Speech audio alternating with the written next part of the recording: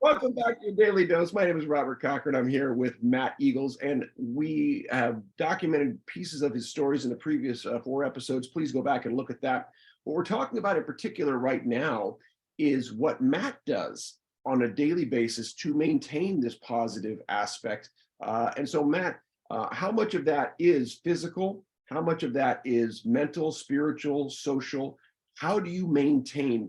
I'm going to assume that you take your pharmaceuticals and you do the medical clinical side of things. Yeah, So I do. I mean, 17 years ago, I had deep brain stimulation, which has been brilliant for me, but I still do take small amounts of my meds. What gets me going is the encouragement of others not to. It's like my wife. She's so helpful in encouraging me to do stuff. And sometimes, say, if I'm dyskinetic or I'm off, I go, I'm not sure whether I want to. But before I get anywhere, she interrupts and says, get in the car, or, you're going, you're doing it. And do you know what? That is the best thing she could do, because it's too easy to avoid doing things.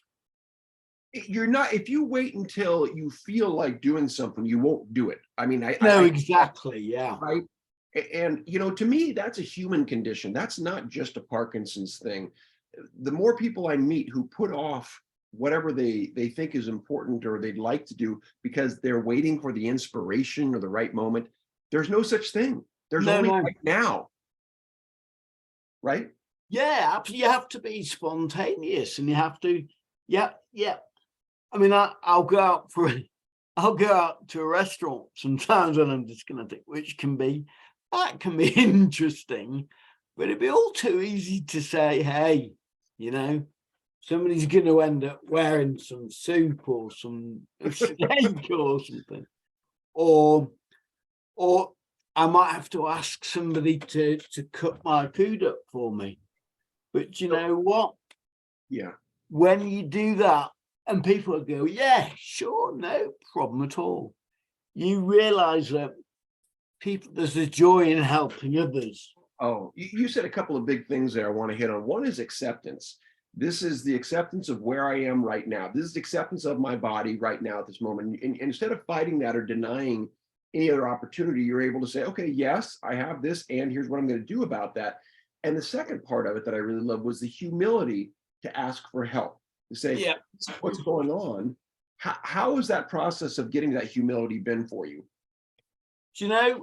I've never, ever been, I think it's the way I've been brought up, because I love helping other people where I can. Mm-hmm. So I've never been, it's like having a walking stick. Doesn't bother me. Having a mobility scooter. Hey, I can do stuff in that. I can go places. It's not embarrassing. So I think I've become better at asking for help. But I think even things like doing my shoelaces up as well, cutting up food, getting help with a shower or whatever. Now, obviously, you can't necessarily ask everybody to do that, but you got a lovely wife. Yeah, sure. But no, I think you realize when the first few times you do say, "Can you help me?"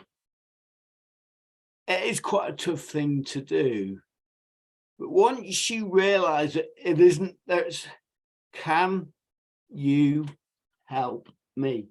It's only 4 words, and it's as I say, people get a great deal of joy from helping others. That's I'm sorry to interrupt, but that 3-letter word you just said is a big one. It's one we actually spend a lot of time in Yes and Exercise. We have the jam for joy. I'm going to hold off on that to the next episode, because I do want to explore joy with you. You seem to live with and bubble through joy. I'll just end with this to say that your reliance, or I should say, your great acceptance of your wife as a big partner in your life, and also her ability to bring that forward to you. You mentioned her several times. I can't say enough about how important I think that is. And if you'd Oh like yeah, to close with that about your wife and the importance of her. yeah. My wife is my absolute rock, and incidentally, it's quite. I never thought, and this isn't a statement of me feeling sorry for myself, but I didn't think anybody would ever want to marry me. And now I'm being super genuine there, because they wouldn't be able to sort of help with daily stir for, I mean, obviously having growing up with Parkinson's, you go through all the phases of dating, etc., etc. Yeah. But my wife, she met me. I'd already had my DBS. She knew exactly what everything was about, and she accepted me for what I was. But she also keeps me incredibly grounded as well. That's wonderful. We're going to end right there just to say thank you to your wife. And we're going to come back and talk about joy, which she is a part of that too. Yeah. Thanks so much, Matt.